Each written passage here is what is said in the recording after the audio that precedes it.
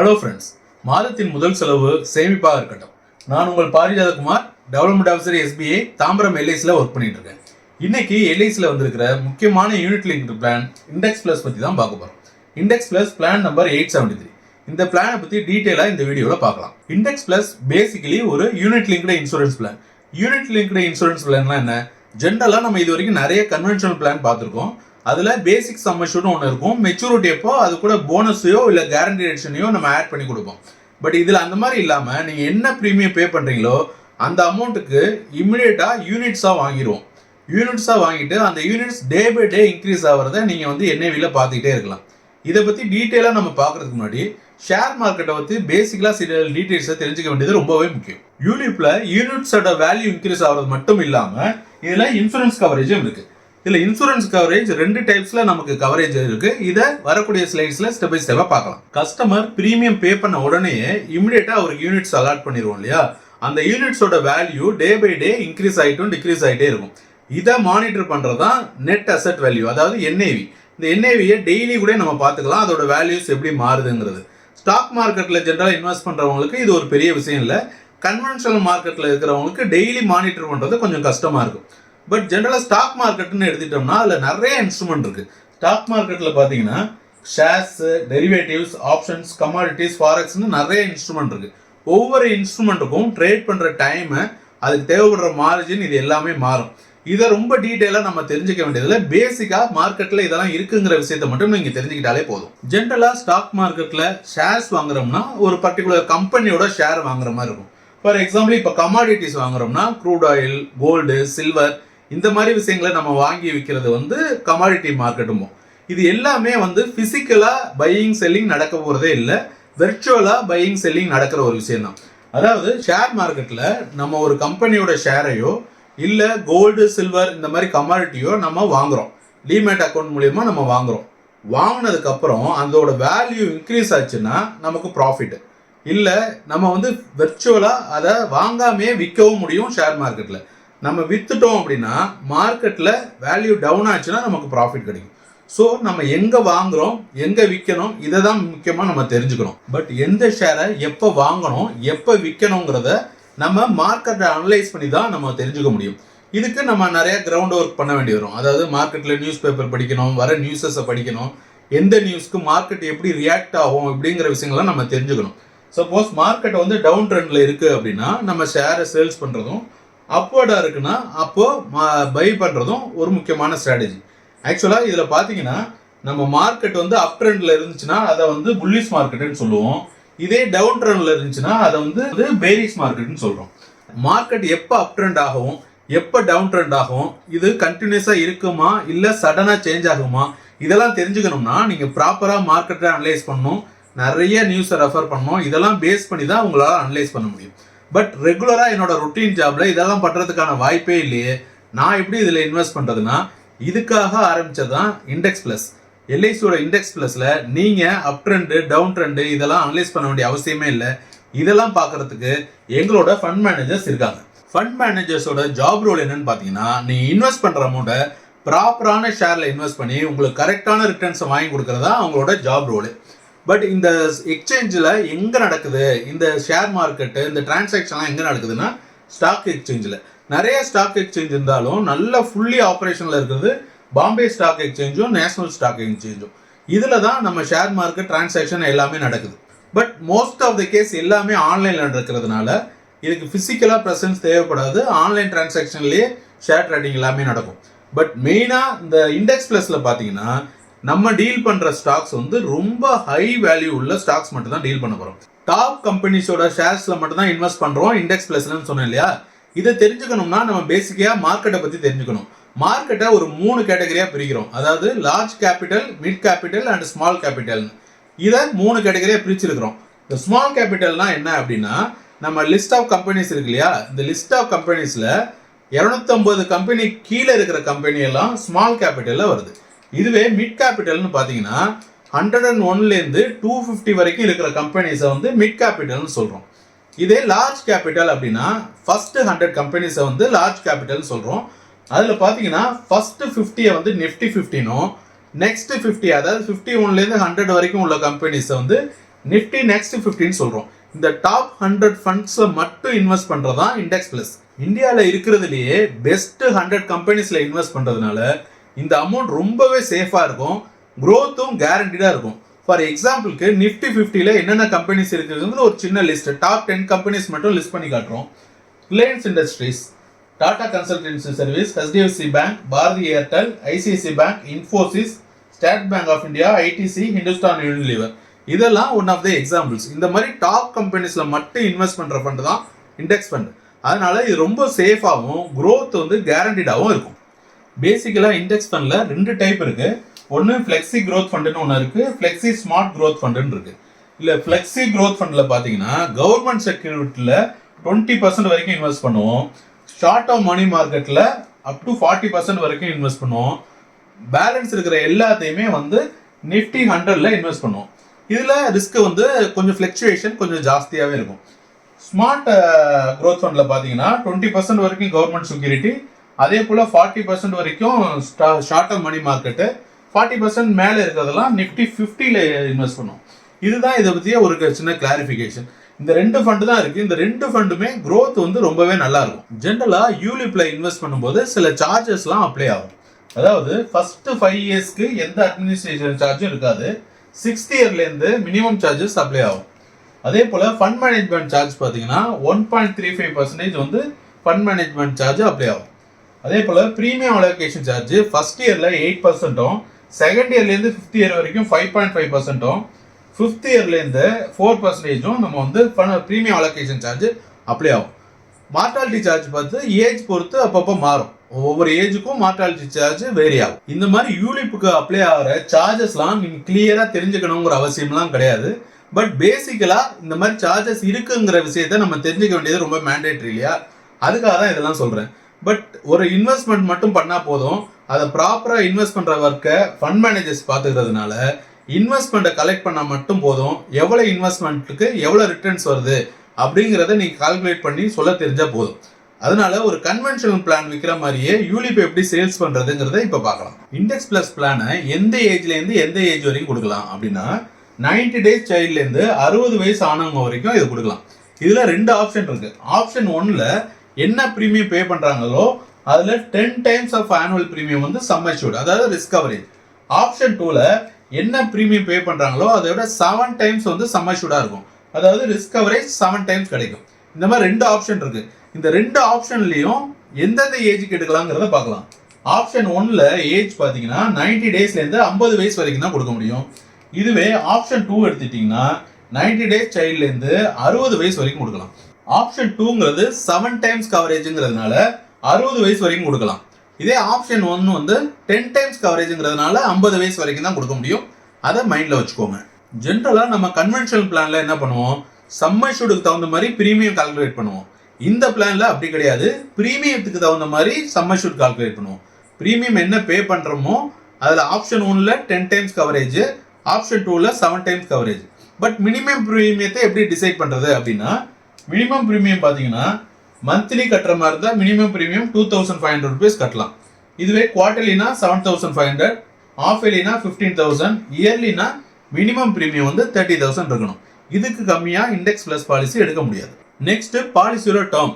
இந்த பாலிசியோட term select பண்ணுறதுல 2 மெத்தட் இருக்குது. அதாவது அவங்க இயர்லி ப்ரீமியம் பே பண்ணுறது 48000 கீழே இருந்துச்சுன்னா பாலிசியோட டேர்ம் வந்து 15 இயர்ஸ்லேருந்து 25 இயர்ஸ் வரைக்கும் எந்த டேர்ம் வேணாலும் செலக்ட் பண்ணிக்கலாம். இதுவே அவங்க பே பண்ணுற ப்ரீமியம் 48000க்கு மேலே இருந்துச்சுன்னா அவங்களோட டேர்ம் 10 இயர்ஸ்லேருந்து 25 இயர்ஸ் வரைக்கும் எனி டேர்ம் வேணாலும் எடுத்துக்கலாம். Next maturity age. இதில் மினிமம் மெச்சூரிட்டி ஏஜ் பார்த்தீங்கன்னா 18 இயர்ஸ். அதாவது 90 டேஸ் குழந்தை கூட கொடுக்கலாம்னு சொன்னோம் இல்லையா, அவங்களுக்கு மினிமம் 18 இயர்ஸ் டேர்ம் கண்டிப்பாக எடுத்தாகணும். அதே போல் மேக்ஸிமம் மெச்சூரிட்டி ஏஜ் பார்த்தீங்கன்னா 75 இயர்ஸ் ஃபார் ஆப்ஷன் 1. அதாவது ஆப்ஷன் 1னா 10 times கவரேஜ். 10 times கவரேஜ் எடுத்தாங்கன்னா மேக்ஸிமம் மெச்சூரிட்டி ஏஜ் 75 தான், அதுக்கு மேலே நீங்கள் ட்ராக் பண்ண முடியாது. இதுவே ஆப்ஷன் 2 எடுத்தால் 85 இயர்ஸ் வரைக்கும் மெச்சூரிட்டியை தள்ளி போடலாம். இந்த மாதிரி மெச்சூரிட்டி ஏஜ் எது வரைக்கும் இருக்குங்கிறத தெரிஞ்சுக்கிட்டிங்கன்னா கஸ்டமர் அப்ரோச் பண்ணும்போது ரொம்ப யூஸ்ஃபுல்லாக இருக்கும். நெக்ஸ்ட் ஃபண்ட் டைப் எத்தனை இருக்குன்னு பார்ப்போம். இது ஏற்கனவே பார்த்தோம்.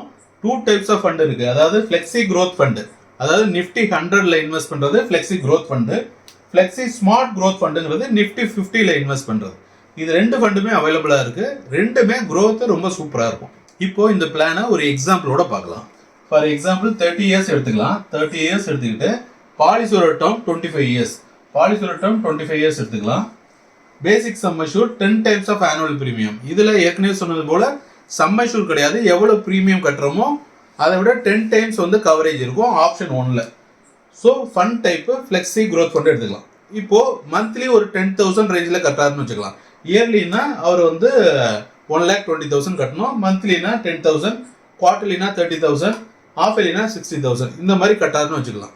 இந்த மாதிரி ஏதாவது ஒரு ப்ரீமியத்தை கட்டும்போது அது பாலிசி கமெண்ட்ஸ் ஆகிடும். பாலிசி ஸ்டார்ட் ஆனதுக்கப்புறம் அவர் நேச்சுரலாக இறந்து போனால் அவருக்கு என்ன கிடைக்கும், ஆக்சிடென்ட் மூலியமாக இறந்து போயிட்டாருன்னா அவருக்கு என்ன கிடைக்கும், இல்லை ஃபுல் டேர்ம் சர்வே பண்ணால் அவருக்கு மெச்சூரிட்டி பெனிஃபிட்டாக என்னென்ன கிடைக்குங்கிறத இப்போ டீட்டெயிலாக ஸ்டெப் பை ஸ்டெப்பாக பார்க்கலாம். பாலிசி கமெண்ட்ஸ் ஆனதுக்கப்புறம் அவர் நேச்சுரலாக இறந்து போயிட்டாருன்னா அவருக்கு பேசிக் சம் அஷ்யூர்ட், அதாவது எவ்வளோ ப்ரீமியம் கட்டியிருக்காரோ அதில் 10 டைம்ஸ் தான் பேசிக் சம் அஷ்யூர்ட் இல்லையா, அந்த அமௌண்ட்டு.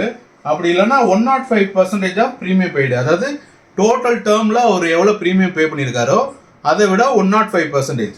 அப்படி இல்லைன்னா ஃபண்ட் வேல்யூ, அதாவது யூனிட்ஸ் வேல்யூ எவ்வளோ இன்க்ரீஸ் ஆகிருக்கோ அந்த வேல்யூ. இந்த 3 வேல்யூவில் எந்த வேல்யூ அதிகமாக இருக்கோ அதுதான் அவரோட ரிஸ்க் கவரேஜாக அவரோட நாமினி கிடைக்கும். இதில் எந்த வேல்யூ ஜாஸ்தி இருக்குங்கிறது கேஸ் டு கேஸ் மாறும். ஃபார் எக்ஸாம்பிள் இந்த கேஸில் அவர் வருஷத்துக்கு 1,20,000 பே பண்ணுறாரு இல்லையா, அவர் ஒரு 20 இயர்ஸ் பே பண்ணியிருந்தாருன்னா அவர் 24 லட்ச ரூபா பே பண்ணியிருப்பார். அதோட 105% எவ்வளோ, 24,60,000. அது டெஃபினட்டா பேசிக் சம் அஷ்யூர்ட், அதாவது பேசிக் சம் அஷ்யூர்ட் வந்து இந்த இடத்துல 12 லட்சம், அதை விட 105% ஆஃப் ப்ரீமியம் பெய்டு வந்து ஜாஸ்தி. ஸோ இது ரெண்டுல எது அதிகமோ அது கிடைக்கும். சப்போஸ் சம் கேஸில் ஃபண்ட் வேல்யூ அதை விட அதிகமாக இருந்துச்சுன்னா இந்த 3ல் எது அதிகமோ அதுதான் அவரோட நாமினிக்கு பே பண்ணுவோம். இது நேச்சுரல் டெத் ஆகும்போது. இதுவே ஆக்சிடென்டல் டெத் ஆச்சுன்னா அதுக்கும் இந்த 3 value basic sum assured or 105% of premium paid or fund value, இது 3ல் எது அதிகமாக இருக்கோ அந்த வேல்யூவை அந்த நாமினிக்கு கொடுப்போம். அது மட்டும் இல்லாமல் ஆக்சிடென்ட் பெனிஃபிட்டுக்காக உள்ள பேசிக் சம் அஷ்யூர்டையும் அடிஷ்னலாக கொடுப்போம். இந்த இடத்துல பேசிக் சம் அஷ்யூர்டுங்கிறது 10 times of yearly premium. So இந்த அமௌண்ட்டில் ஹையஸ்ட் வேல்யூ எதுவோ அதையும் கொடுத்து அது இல்லாமல் பேசிக் சம் அஷ்யூர்டும் ஒன்று கொடுப்போம். இது ஆக்சிடென்ட் டெத் ஆகும்போது. இது ரெண்டுமே நடக்காமல் அவர் ஃபுல் டேர்மும் சர்வே பண்ணுறாருன்னா எவ்வளோ ஆகுதுங்கிறத இப்போ பார்க்கலாம். கஸ்டமர் இன்வெஸ்ட் பண்ணுற அமௌண்ட்டில் சம் சார்ஜஸ் அப்ளை ஆகும்னு சொன்னேன் இல்லையா, அந்த சார்ஜஸ் போக பேலன்ஸ் அமௌண்ட்டுக்கு யூனிட் அலோகேட் பண்ணுவோம். ஃபார் எக்ஸாம்பிள் இந்த கேஸில் ஒரு வருஷத்துக்கு 1,20,000 அவர் இன்வெஸ்ட் பண்ணுறாரு. அந்த அமௌண்ட்டில் சார்ஜஸ் போக பேலன்ஸ் இருக்கிற அமௌண்ட்டுக்கு யூனிட் அலோகேட் ஆகும். ஒரு யூனிட் 10 ரூபா அப்படின்னு வச்சுக்கிட்டோம்னா சார்ஜஸ்லாம் போக 11,000 யூனிட்ஸ் அலோகேட் ஆகுதுன்னு வச்சுக்கலாம். இந்த 11,000 யூனிட்ஸோட வேல்யூஸ் வந்து டே பை டே இன்க்ரீஸ் ஆகிட்டே போகும். ஏற்கனவே சொன்னது போல ஃப்ளக்சுவேட் ஆகும், அது ஆகிட்டே தான் இருக்கும், ஆனால் அதோட வேல்யூ இன்க்ரீஸ் ஆகிட்டே போகும். இது யூனிட்டோட வேல்யூ இன்க்ரீஸ் ஆகுது. இது இல்லாமல் எக்ஸ்ட்ரா பெனிஃபிட் ஏதாவது உண்டானா கண்டிப்பாக உண்டு. இதில் கேரண்டீட் எடிஷன் வந்து 6th இயர்லேருந்தே ஆட் பண்ண ஆரம்பிச்சிடும். 6th இயரில் 5%, அதாவது 5% ஆஃப் ஆனுவல் ப்ரீமியம் 6th இயரில் ஆட் பண்ணுவோம். 10th இயரில் 10% ஆஃப் ஆனுவல் ப்ரீமியம் ஆட் பண்ணுறோம். அதே போல் 15th இயரில் 20%, 20th இயரில் 25%, 25th இயரில் 30%. இது யூனிட் வேல்யூட இன்க்ரீஸ் இல்லாமல் இன் அடிஷன் டு தட் இந்த கேரண்டி எடிஷனை ஆட் பண்ணுவோம். இந்த யூனிட் வேல்யூட இன்க்ரீஸ் பிளஸ் கேரண்டி எடிஷன் இது மொத்தத்தையும் சேர்த்து தான் மெச்சூரிட்டியாக பே பண்ணுறோம். அதாவது total fund value including this guarantee addition. இது மட்டும் இல்லாமல் இந்த பீரியடில் அவருக்கு ரிஸ்க் ஆகாதனால இந்த பீரியடில் பிடிச்ச மார்டாலிட்டி சார்ஜஸையும் சேர்த்து கஸ்டமருக்கு ரிட்டர்ன் பண்ணுவோம். இந்த என்டையர் அமௌண்ட்டும் கஸ்டமருக்கு கிடைக்கும். இதில் 6th இயர்லேருந்து கேரண்டி எடிஷன் கொடுக்குறோம் இல்லையா, இது எல்லா ப்ரீமியமுக்கும் இதே போல் கிடைக்குமான்னா அப்படி கிடைக்காது. அதை 2 கேட்டகரியாக பிரிச்சிருக்காங்க, அதை இப்போ பார்க்கலாம். அதாவது லெஸ் தென் 48,000 ப்ரீமியம் கட்டினாங்கன்னா அவங்களுக்கு கிடைக்கக்கூடிய கேரண்டி எடிஷன் எவ்வளோன்னா 6th இயரில் 3% கிடைக்கும். இதுவே 48,000க்கு மேலே கட்டினாங்கன்னா அவங்களுக்கு 5% கிடைக்கும். இந்த மாதிரி 48,000 கீழே பண்ணுறவங்களுக்கு ஒரு கேரண்டி எடிஷனும் 48,000 பெர் இயருக்கு மேலே இன்வெஸ்ட் பண்ணுறவங்களுக்கு ஒரு கேரண்டி எடிஷனும் 2 கேட்டகரியாக பிரித்து வச்சுருக்காங்க. ஸோ இண்டெக்ஸ் ப்ளஸ் பாலிசி வாங்கும்போது எப்போதுமே 48,000க்கு மேலே வாங்கினீங்கன்னா கஸ்டமருக்கு கிடைக்கக்கூடிய கேரண்டி எடிஷன் அதிகமாக இருக்கும். இதை மைண்டில் வச்சுக்கோங்க. ஸோ தட் 48,000 கீழே அவங்க இன்வெஸ்ட் பண்ணுறாங்கன்னா அவங்கள்ட்ட இந்த பாயிண்ட்டை சொல்லி ப்ரீமியத்தை இன்க்ரீஸ் பண்ணிங்கன்னா அவங்களுக்கு பெட்டர் ரிட்டர்ன்ஸ் கிடைக்குங்கிறத கன்ஃபார்மாக சொல்லுங்கள். இப்போது ஒரு இண்டெக்ஸ் ப்ளஸ்க்கு ஒரு கொட்டேஷன் கிரியேட் பண்ணி அது எப்படி ஒர்க் ஆகுது, அந்த கொட்டேஷனில் உள்ள டேபிளை எப்படி எக்ஸ்பிளைன் பண்ணுறதுங்கிறத உங்களுக்கு எக்ஸ்பிளைன் பண்ணுறேன். இது வந்து கொட்டேஷனில் உள்ள டேபிள். ஆக்சுவலாக ஒரு 0 இயர்ஸ் இருக்கிற ஒரு குழந்தைக்கு 25 இயர்ஸ் டேர்ம் போட்டிருக்கோம். எப்படி ஒர்க் ஆகுதுங்கிறத இப்போ பார்க்கலாம். ஆக்சுவலாக வருஷத்துக்கு 1 லட்ச ரூபா ப்ரீமியம் பே பண்ணுறாங்க. அது ஃபர்ஸ்ட் காலத்தில் இருக்கும். இதுக்கு ஆகிற சார்ஜஸ் வந்து செகண்ட் காலத்தில் இருக்கும். கேரண்டி எடிஷன் சொன்னேன் இல்லையா, அந்த கேரண்டி எடிஷன் தேர்ட் காலத்தில் இருக்குது. அதாவது 6th இயரில் 5%, ஒவ்வொரு வருஷம் எவ்வளோ ஆகுது 10%, 20% ஆகுதுன்னு சொன்னோம் இல்லையா, இது தேர்ட் காலத்தில் இருக்கும். நம்ம வாங்கும்போது 10 rupeesக்கு ஒரு யூனிட் வாங்குறோம்ல, அதோட என்ஏவி வந்து இயர் ஆஃப்டர் இயர் இன்க்ரீஸ் ஆகும்போது அது வந்து இந்த ஃபோர்த் காலத்தில் மென்ஷன் பண்ணியிருப்பாங்க. ஸோ நார்மலாக கவரேஜ் வந்து 10 times கவரேஜ் போட்டோம்னா அந்த கவரேஜ் எவ்வளோ கிடைக்குதுங்கிறது 5th காலத்தில் இருக்கும். மேக்ஸிமமாக பார்ஷியல் சரண்டர் வாங்கலான்னு ஒரு ஆப்ஷன் இருக்குது. எவ்வளோ பார்ஷியல் சரண்டர் வாங்கலாங்கிறது இந்த ஆப்ஷனில் இருக்கும்.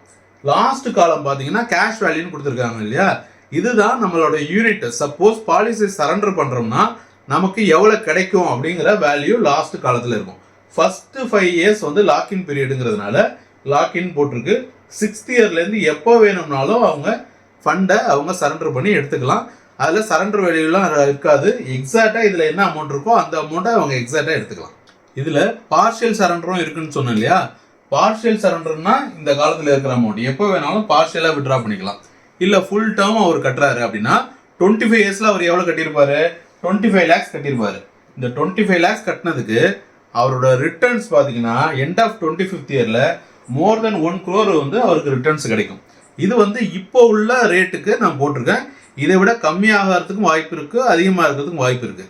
ஜென்ரலாக யூலிப் பிளானில் லாங் டேர்மில் போகும்போது அதோட க்ரோத் ரொம்பவே ஜாஸ்தியாக இருக்கும். சப்போஸ் க்ரோத் சரியில்லை, மார்க்கெட் ரொம்ப டவுன் ட்ரெண்டாக இருக்குன்னா எனி டைம் நீங்கள் இருக்கிற அமௌண்ட்டை நீங்கள் விட்ரா பண்ணிக்கலாம். அதனால் நீங்கள் இதை பற்றி கவலைப்பட வேண்டியதில்லை. அதனால் நீங்கள் எடுக்கும்போதே லாங் டேர்ம் எடுக்கிறது இதில் உண்மையிலேயே அட்வைசபிள். நெக்ஸ்ட் இந்த பிளானோட யூஎஸ்பி என்னங்கிறத பார்க்கலாம். பாயிண்ட் நம்பர் 1, இதில் ஃபண்ட் வேல்யூ ஃப்ளக்சுவேட் ஆகிட்டே இருக்குங்கிறது ஒரு மினிமம் ரிஸ்க்காக இருந்தாலும் இதில் கிடைக்கக்கூடிய ரிட்டர்ன்ஸ் ரொம்பவே ஹை ரிட்டர்ன்ஸாக இருக்கும். அதனால் இப்போ உள்ள யங்ஸ்டருக்கு இது ஒரு கரெக்டான ஒரு ப்ராடக்டாக இருக்கும். பாயிண்ட் நம்பர் 2, இதில் மினிமம் லாக்இன் பீரியடு 5 years மட்டும்தான். 5 yearsக்கு அப்புறம் எப்போ வேணும்னாலும் அவங்களோட யூனிட் வேல்யூ எவ்வளோ இருக்கோ அந்த அமௌண்ட்டை ஃபுல்லாகவே அவங்க விட்ரா பண்ணி வாங்கிக்கலாம். இதில் ஃபுல்லாக வாங்க வேணாம், நம்ம பார்ஷியலாக வாங்கணும்னாலும் அதுக்கும் ஆப்ஷன் இருக்குது. பார்ஷியலாக விட்ரா பண்ணோம்னா 6th இயர்லேருந்து 10th இயர் வரைக்கும் 20% விட்ரா பண்ணிக்கலாம். 11th இயர்லேருந்து 15th இயர் வரைக்கும் 25% விட்ரா பண்ணிக்கலாம். 16th இயர்லேருந்து 20th இயர் வரைக்கும் 30% வரைக்கும் விட்ரா பண்ணிக்கலாம். 21st 25th இயர் வரைக்கும் 35% வரைக்கும் விட்ரா பண்ணிக்கலாம். பேலன்ஸ் அமௌண்ட்டை மெச்சூரிட்டி எப்போ வாங்கிக்கலாம். பார்ஷியல் விட்ராலும் இருக்குது, ஃபுல்லாக அமௌண்ட் வேணும்னாலும் வாங்கிக்கலாம். அந்த 2 ஆப்ஷனும் இருக்குது. இதில் கஸ்டமர் கன்வின்ஸ் ஆகிறதுக்கு இது ஒரு முக்கியமான பாயிண்ட். ஏன்னா இப்போ இருக்கிற கஸ்டமர்ஸ் எல்லாருமே இந்த மாதிரி ஃப்ளெக்சிபிளாக இருக்கணும்னு விரும்புகிறாங்க இல்லையா, அவங்களுக்கு பார்ஷியல் விட்ராயிலும் இருக்குது, ஃபுல்லாகவும் நீங்கள் விட்ரா பண்ணி வாங்கிக்கலாங்கிற ஆப்ஷனை சொன்னீங்கன்னா அவங்க கன்வின்ஸ் ஆகிறதுக்கான ஆப்பர்ச்சுனிட்டி அதிகம். நெக்ஸ்ட் பாயிண்ட் நம்பர் 3, இதுதான் இருக்கிறதுலே முக்கியமான பாயிண்டாக எனக்கு படுற பாயிண்ட். இதில் கிடைக்கக்கூடிய ரிட்டர்ன்ஸ் எல்லாமே டேக்ஸ் ஃப்ரீயாக கிடைக்கும். அப் டு 2.5 lakhs வரைக்கும் கஸ்டமர் இன்வெஸ்ட் பண்ணாங்கன்னா எவ்வளோ மெச்சூரிட்டி வந்தாலும், அதாவது அந்த ஃபண்ட் வேல்யூ எவ்வளோ இன்க்ரீஸ் ஆனாலும் அந்த அமௌண்ட்டை ₹1 கூட டேக்ஸ் டிடெக்ட் பண்ணாமல் ஃபுல் அமௌண்ட்டையும் கஸ்டமர் வாங்கிக்கலாம். இது முக்கியமான பாயிண்டாக ஏன் சொல்கிறேன் அப்படின்னா, எனி இன்ஸ்ட்ருமெண்ட், ஏதாவது ஷேரில் இன்வெஸ்ட் பண்ணாலும் சரி, மியூச்சுவல் ஃபண்ட்ஸில் இன்வெஸ்ட் பண்ணாலும் சரி, சின்ன அமௌண்ட்டாக இருந்தாலும், ஃபார் எக்ஸாம்பிள் ஒரு ஷேரில் 10,000 ரூபாய்க்கு ட்ரேட் பண்ணுறாங்க, அதில் ஒரு 1000 ரூபா ப்ராஃபிட் வருதுனாலும் அந்த 1000 ரூபாய்க்கு டேக்ஸ் பிடிச்சிட்டு தான் பேலன்ஸ் அமௌண்ட்டை அக்கௌண்ட்டில் கிரெடிட் பண்ணுவாங்க. ஆனால் இதில் 2.5 lakhs வரைக்கும் கஸ்டமர் வருஷத்துக்கு இன்வெஸ்ட் பண்ணும்போது அந்த யூனிட் வேல்யூ எவ்வளோ இன்க்ரீஸ் ஆனாலும் அந்த மொத்த அமௌண்ட்டையும் வித்தவுட் டேக்ஸ் வந்து கஸ்டமர் என்ஜாய் பண்ணலாம். இது ஒரு முக்கியமான பாயிண்ட். பாயிண்ட் நம்பர் 4, இந்த பிளானை 90 days ஆன குழந்தையிலேருந்து கொடுக்கலான்னு சொன்னோம் இல்லையா, அதை விட முக்கியமான விஷயம் மெச்சூரிட்டி ஏஜ் 18 வயசில் கூட மெச்சூரிட்டி வாங்கிக்கலாம். ஸோ ஒரு குழந்தைக்கு இன்வெஸ்ட் பண்ணணும், ஒரு குழந்தைக்கு கிஃப்டாக கொடுக்கணும்னு பிளான் பண்ணாங்கன்னா இது ஒரு நல்ல ஆப்ஷனாக இருக்கும். குழந்தைக்கு 0 வயசுலேருந்து ஸ்டார்ட் பண்ணி கரெக்டாக அவங்க மேஜர் ஆகும்போது ஒரு ஹியூஜ் அமௌண்ட்டாக அவங்களுக்கு கொடுக்கணும் அப்படின்னு கிராண்ட் பேரண்ட்ஸோ இல்லை பேரண்ட்ஸோ பிளான் பண்ணாங்கன்னா இது ஒரு நல்ல ஆப்ஷனாக இருக்கும். இதுவும் ஒரு முக்கியமான யூஎஸ்பி இந்த பிளானில். 2.5 lakhs இன்வெஸ்ட் பண்ணால் கிடைக்கக்கூடிய ரிட்டர்ன்ஸ் எல்லாமே டேக்ஸ் ஃப்ரீங்கிறதுனால யூலிப்பில் 2.5 லட்சம் வாங்குறது ரொம்பவே ஈஸி.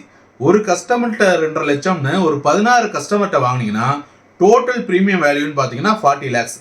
40 lakhs நீங்கள் வாங்கிட்டீங்கன்னா உங்களோட எம்டிஆர்டி டார்கெட் ப்ரீமியம் பேசிஸில் கம்ப்ளீட் ஆகிடும். இது ஒரு நல்ல ஆப்பர்ச்சுனிட்டி எம்டிஆர்டி முடிக்கிறதுக்கு. ஜென்ரலாக கன்வென்ஷன் பிளான் மட்டும்தான் பண்ணுவேன், யூலிப் பண்ண மாட்டேன் அப்படிங்கிற ஒரு ஸ்டாண்ட் எடுக்காமல் யூலிப்பை கையில் எடுங்க. ஏன்னா ஜென்ரலாகவே இது வேற மார்க்கெட், அது வேற மார்க்கெட். ஃபார் எக்ஸாம்பிளுக்கு ஒரு வெஜிடேரியன் இருக்காருன்னு வச்சுக்கோங்க. அவர்கிட்ட வெஜிடேரியன் மட்டும்தான் சாப்பிடுவாருங்கிறவர்கிட்ட போய் எவ்வளோ சூப்பரான ஒரு நான்வெஜ் டிஷ்ஷை கொடுத்தாலும் அவர் கண்டிப்பாக அதை சாப்பிட போகிறதில்ல. அந்த மாதிரி தான் கன்வென்ஷனல் பிளான் வந்து சில கஸ்டமர்ஸ்க்கு ஷேர் மார்க்கெட்டில் இன்வெஸ்ட் பண்ணுறவங்க, மியூச்சுவல் ஃபண்டில் இன்வெஸ்ட் பண்ணுறவங்கலாம் எப்போதுமே கன்வென்ஷனல் பிளானுக்கு கன்வெர்ட் பண்ணுறதை விட யூலிப்புக்கு கன்வெர்ட் பண்ணுறது ரொம்பவே ஈஸி. அதனால அது செப்பரேட் மார்க்கெட்டுங்கிறத புரிஞ்சுக்கிட்டு அவங்கள்ட்ட இந்த பிளானை கொண்டு போய் சேர்த்தீங்கன்னா ஈஸியாக சேல்ஸ் பண்ணலாம். உங்களோட எம்டிஆர்டி டார்கெட் ஈஸியாக முடியும். கண்டிப்பாக பண்ணுங்கள். All the best.